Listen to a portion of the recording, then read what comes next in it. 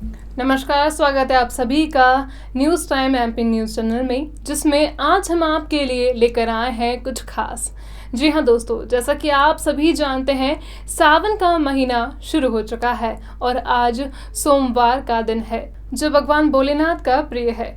इस कार्यक्रम में हम आपको बताएंगे भगवान भोलेनाथ के विभिन्न नामों के बारे में और उनके स्वरूपों के बारे में, और जानेंगे कई रोचक तथ्य भगवान भोलेनाथ से जुड़े। तो चलिए शुरू करते हैं आज का खास कार्यक्रम। जैसा कि आप सभी जानते हैं कि हिंदू धर्म में शिव प्रमुख देवताओं में से है। वेद में इनका नाम रुद्र है, इनकी अर्धांगिनी शक्ति का नाम पार्वती है, इनके पुत्र कार्तिकेय और गणेश हैं।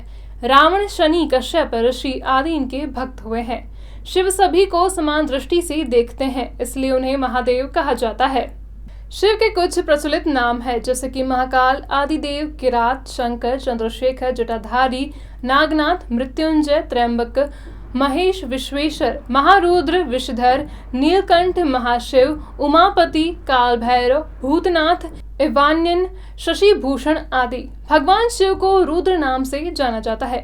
रुद्र का अर्थ होता है रुत, दूर करने वाला, अर्थात दुखों को हरने वाला। अतः भगवान शिव का स्वरूप कल्याण कारक है।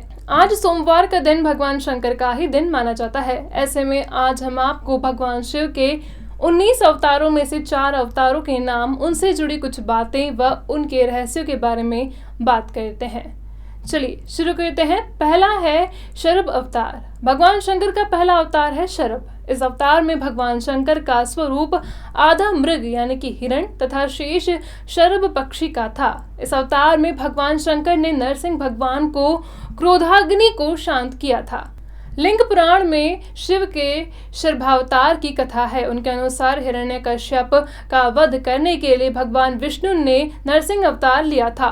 हिरण्यकश्यप के वध के पश्चात जब भगवान नरसिंह को क्रोध शांत नहीं हुआ तो देवता शिव जी के पास पहुंचे। तब भगवान शिव ने शरभावतार लिया और वे इसी रूप में भगवान नरसिंह के पास पहुंचे। तब उनकी स्तुति की, लेकिन नरसिंह का क्रोध शांत नहीं हुआ। यह देख शरभ रूपी भगवान शिव अपनी पूंछ में नरसिंह को लपेट कर ले उड़े। तब कहीं जाकर भगवान नरसिंह का क्रोधाग्नि शांत हुई। दूसरा अवतार है पिपलाद अवतार। मानव जीवन में भगवान शिव के पिपलाद अवतार का बड़ा महत्व है।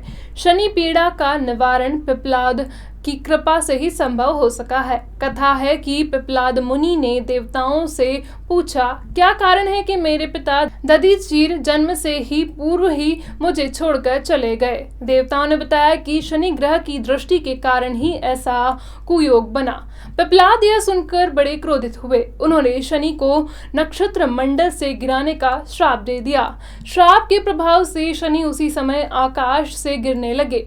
देवताओं की प्रार्थना पर पिपलाद ने शनि को इस बात पर क्षमा किया कि शनि जन्म से लेकर 16 साल तक की आयु तक किसी को कष्ट नहीं देंगे। तभी से पिपलाद का स्मरण करने मात्र से ही शनि की पीड़ा दूर हो जाती है।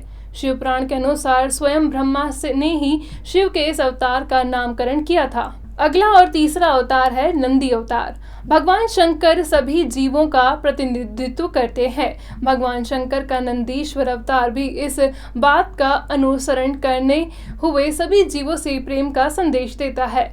नंदी यानी कि बैल कर्म का प्रतीक है, जिसका अर्थ है कि कर्म ही जीवन का मूल मंत्र है। इस अवतार की कथा इस प्रकार है।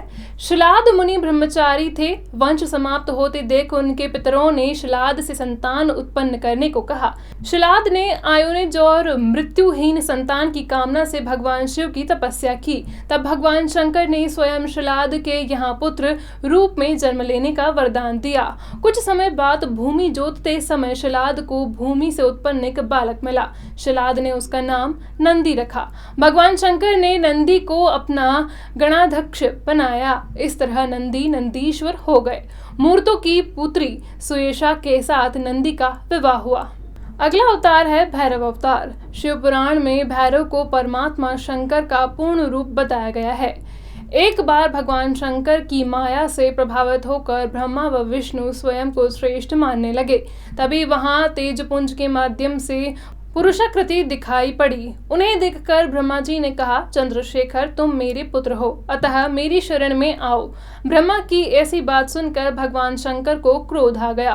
उन्होंने उस पुरुषाकृति से कहा, काल की भांति शोभित होने के कारण आप साक्षात कालराज हैं, भीषण होने से भैरव नहीं। भगवान शंकर से इन वरों को प्राप्त कर काल भैरव ने अपनी उंगली के नाखून से ब्रह्मा के 5वें सिर को काट दिया। ब्रह्मा का 5वां सिर काटने के कारण भैरव ब्रह्म हत्या के पाप से दोषी हो गए। काशी में भैरव को ब्रह्म हत्या के पाप से मुक्ति मिली।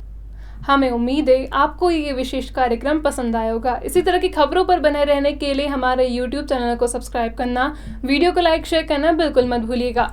धन्यवाद।